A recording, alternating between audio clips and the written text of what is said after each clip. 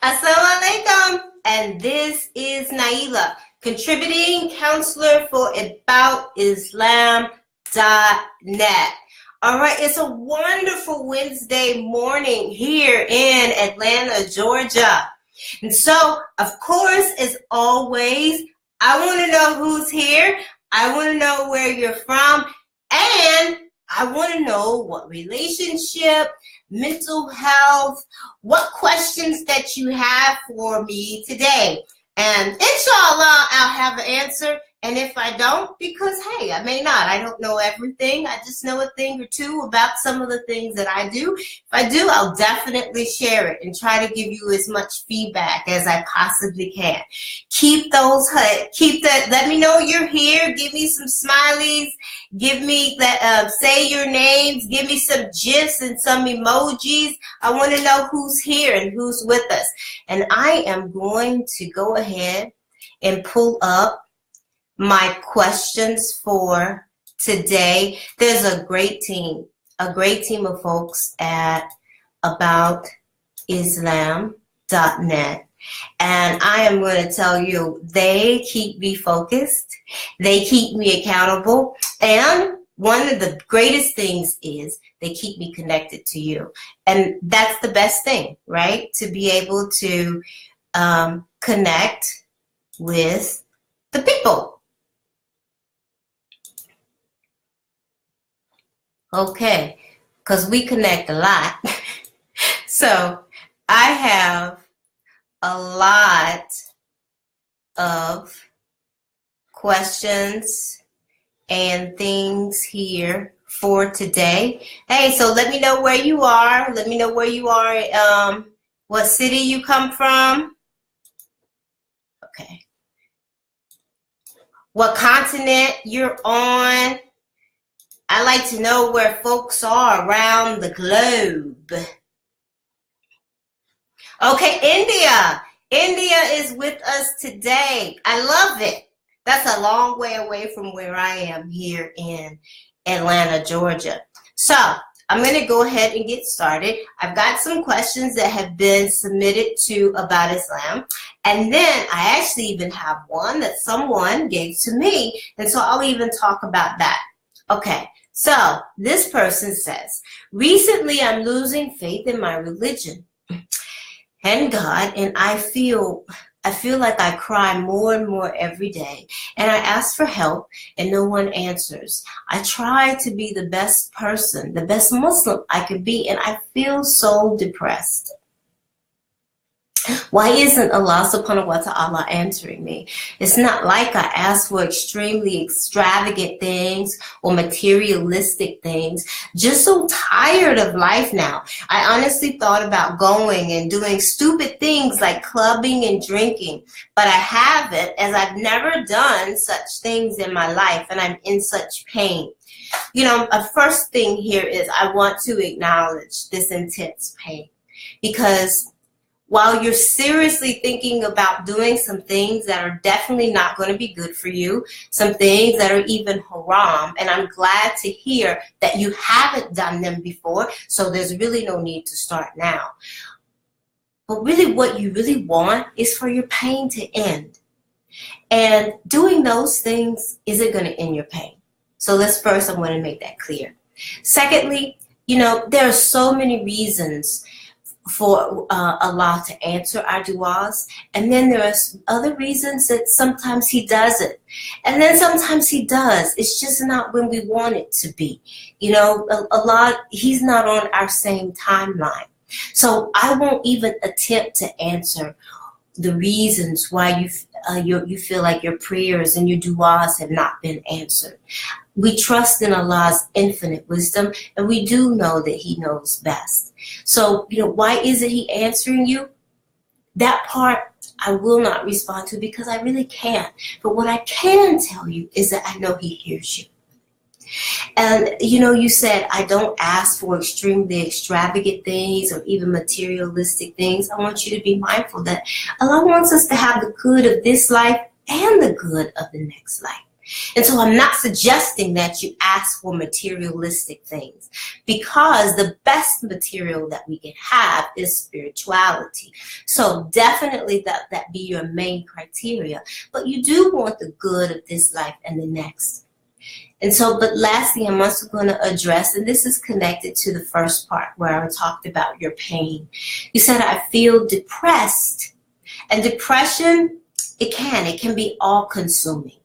You know, and there are different levels to it. And so I won't even attempt to try to, you know, assess where you are, because I have actually no idea where you are.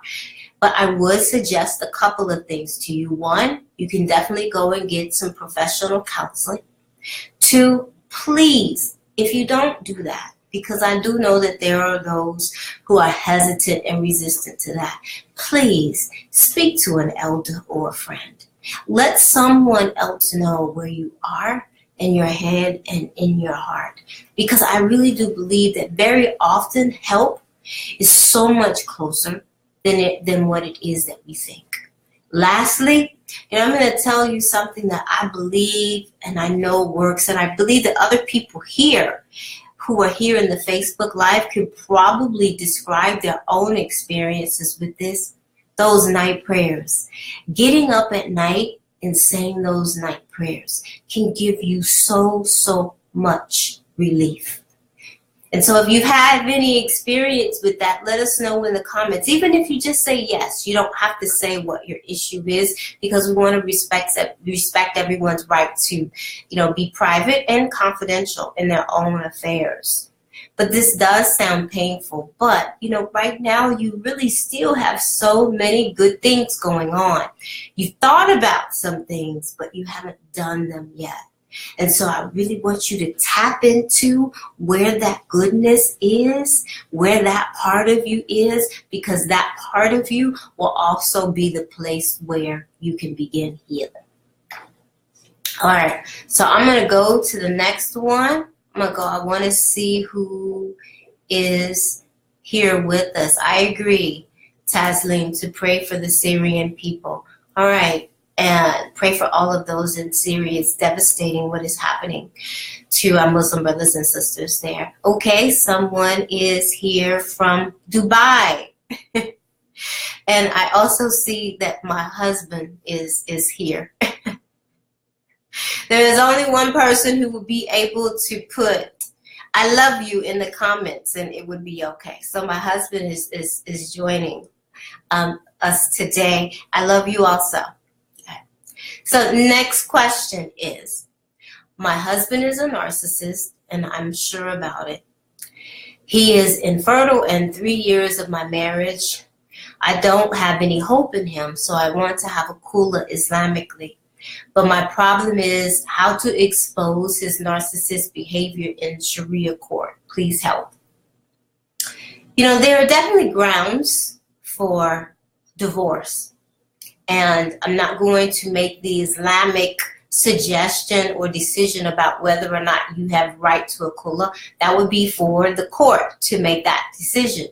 But you asked the question, how to expose his narcissistic behavior in court. I'm going to make the assumption that you may not be a clinician, so it's very often not advisable for us to go around and saying, you're a narcissist, you're bipolar, you're depressed, and labeling people with those things, because, one, we could be incorrect, and two, those things can be hurtful or harmful. So what I would suggest that you do is focus on the reasons that you believe you have grounds for divorce, and not the events and the things that have possibly taken place in your marriage. When we focus in on events, it's like, I want to give you evidence. I want to give you more evidence about this person did this to me, and this person did this to me, and this person did this to me, because you just want to try and give someone proof to understand where your pain comes from. But very often people don't understand your pain, including a court. So it would be best for you to focus in on the legal part of the reasons why you are asking for your khula. and be sure to be able to be precise in what your knowledge and your experience of his behavior is, rather than focusing in on different events that happen within your marriage. If you are actually experiencing this, you know what? Truthfully, I'm sure you've got lots of evidence. Okay? So, I'm going to move on to the next question.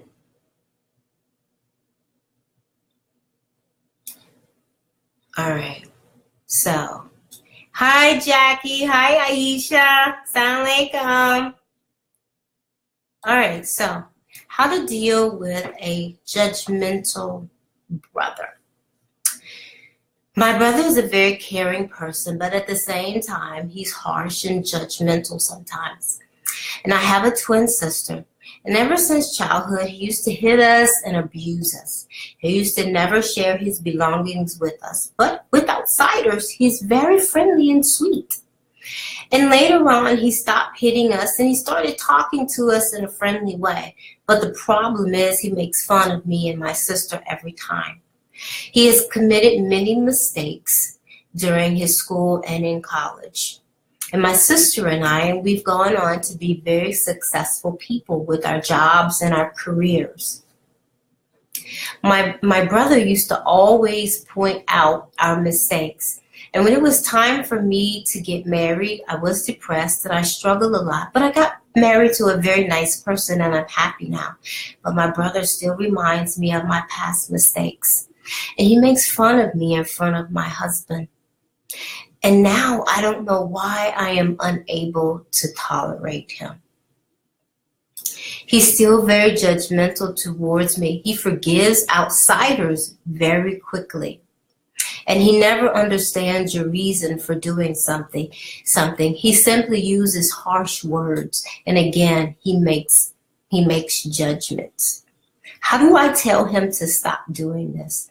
I don't want him to make fun of me, but I don't want to spoil the relationship between us. And how do I deal with him?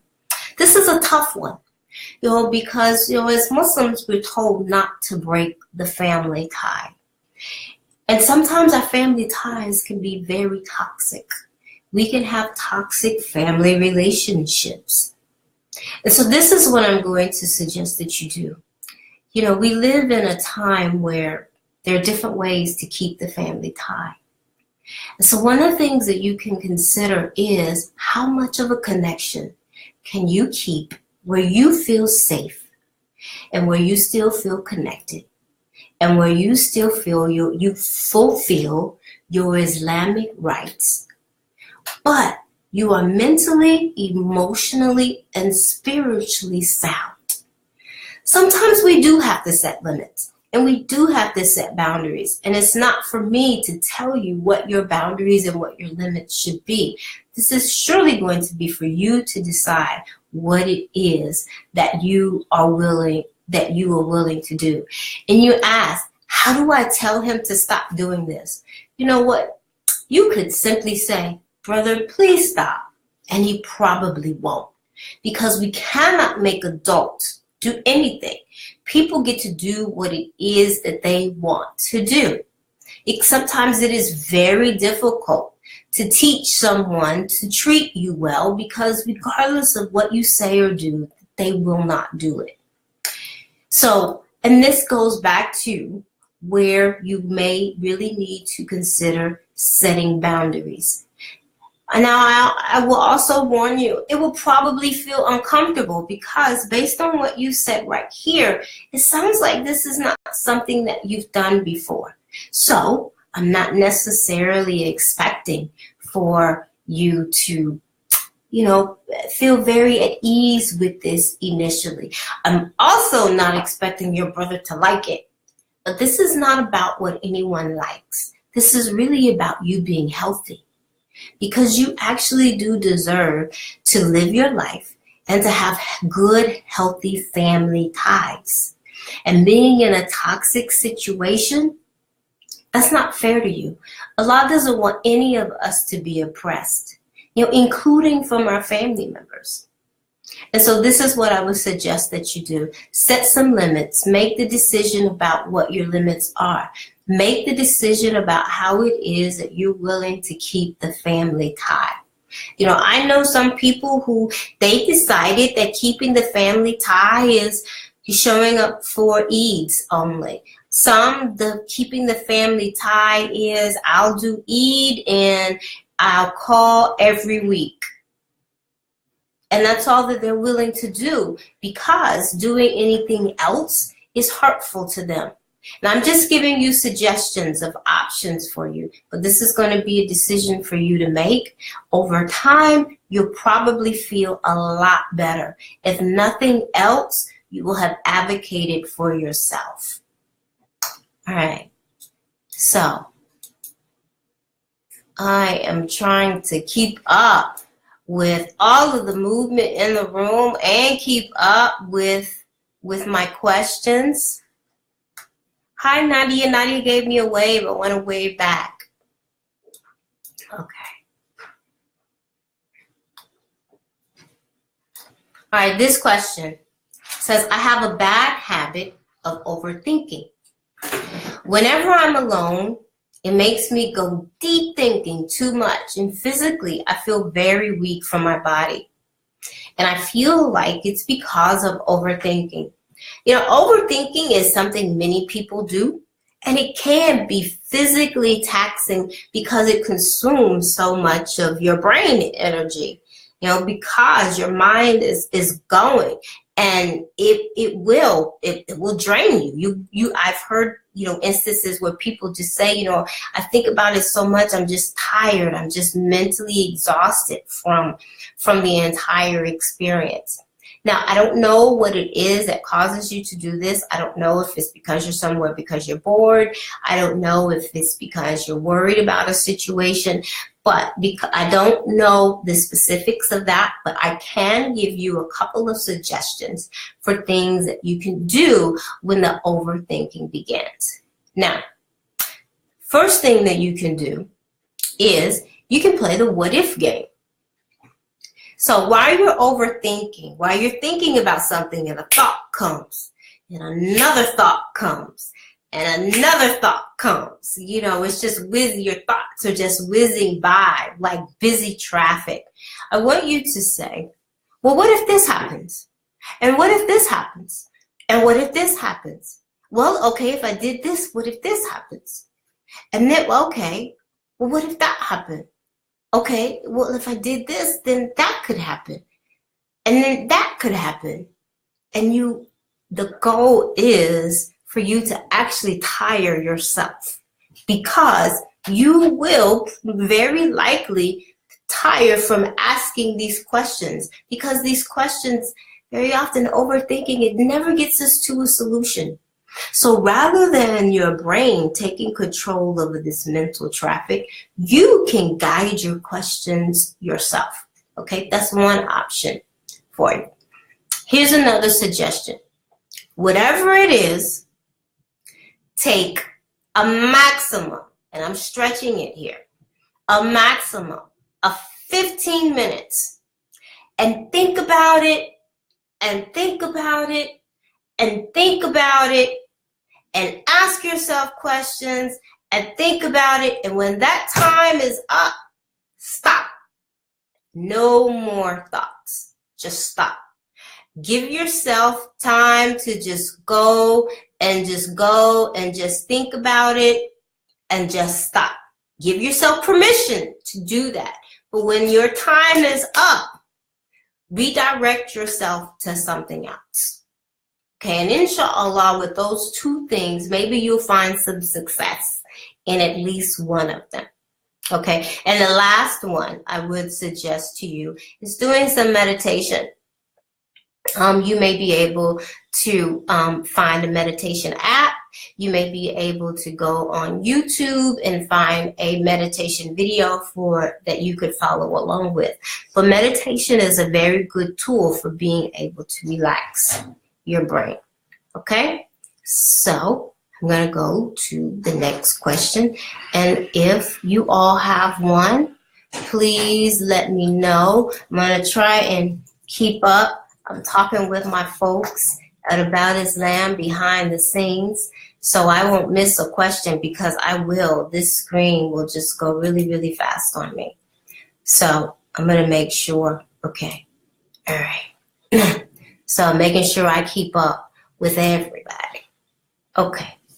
So I've been in conflict with myself these last few days, but things became worse after this one thing happened. In my school, there is a class where me and 3 other Muslima friends always gathered to talk about Allah and His mercy and all Islam-related questions. Alhamdulillah, that sounds nice. But our school has been built near a place where they sell alcohol, and probably all sorts of other things happen. And after one of these sessions, I had a bad intuition about something that I couldn't explain. And then soon I was left alone in this class. And I heard a hissing sound, and I thought that it was coming from the AC. But I looked at the door, and I felt the most frightening feeling, the most frightening experience in my life. And it's like all of this is happening. It's making me wake up and look for proofs and signs from Allah to justify myself in all that I do. And I feel bad for ever thinking this way.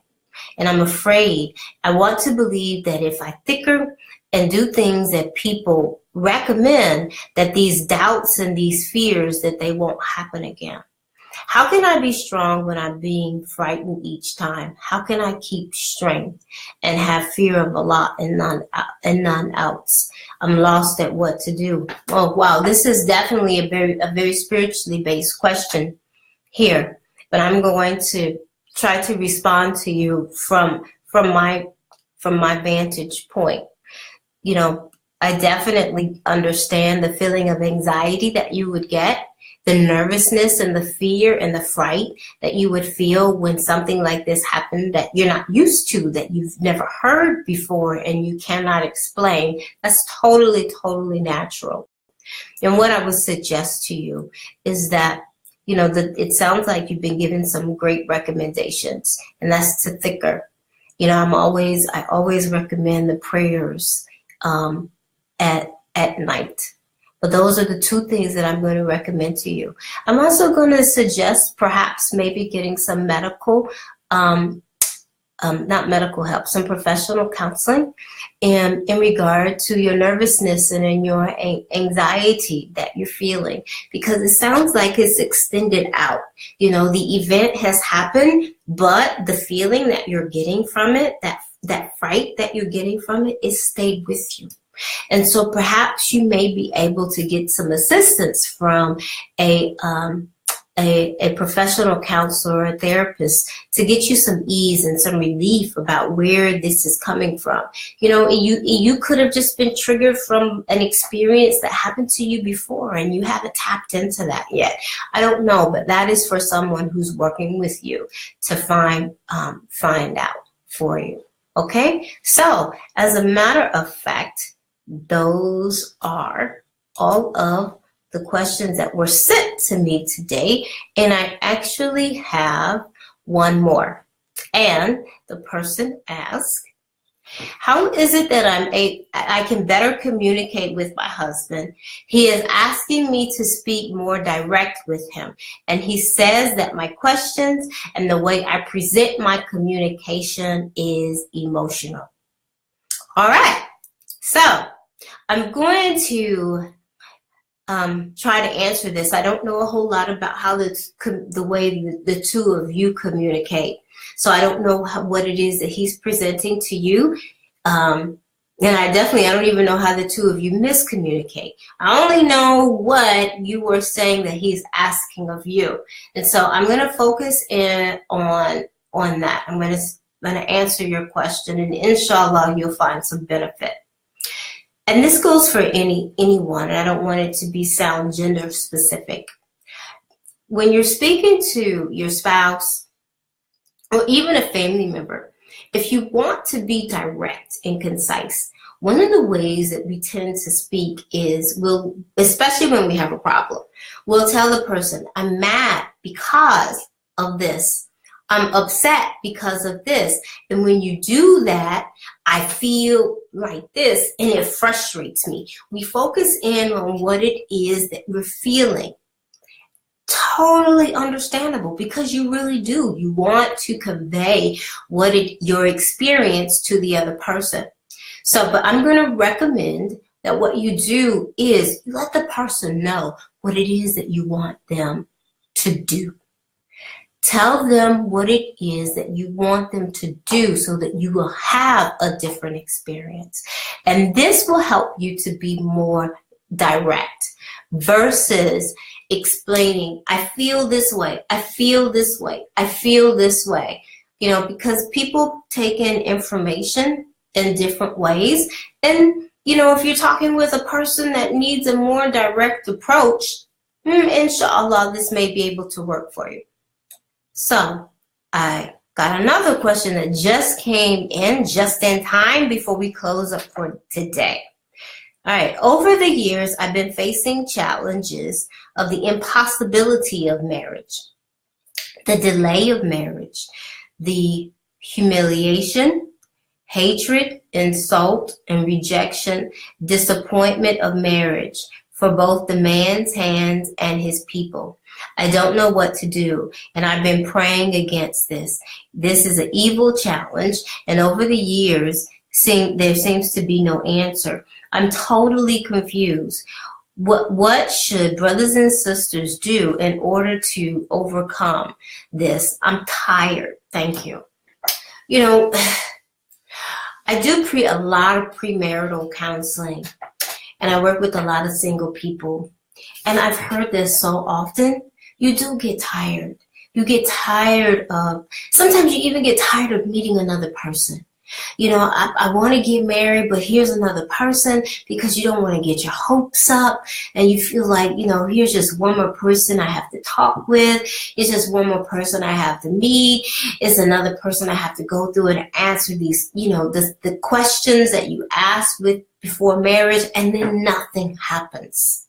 And it can feel very, very frustrating and worrisome, to the point where you just feel like, forget it. I'm just not even going to get married. And so what I would suggest that you do is, very often we focus in on what it is that we want in a marriage. I'm going to suggest that you look at what it is that inspires you to love, what it is that inspires you to be in a relationship. Let me tell you what I mean. Some of us need someone who's compassionate. Some of us need someone who's very affectionate. Someone requires someone who's going to help them out financially. And another person may not even need that. I want you to be very clear about what it is that you want another person to offer you, so that when you see it, you'll know it. Every person who is single is not an option for marriage.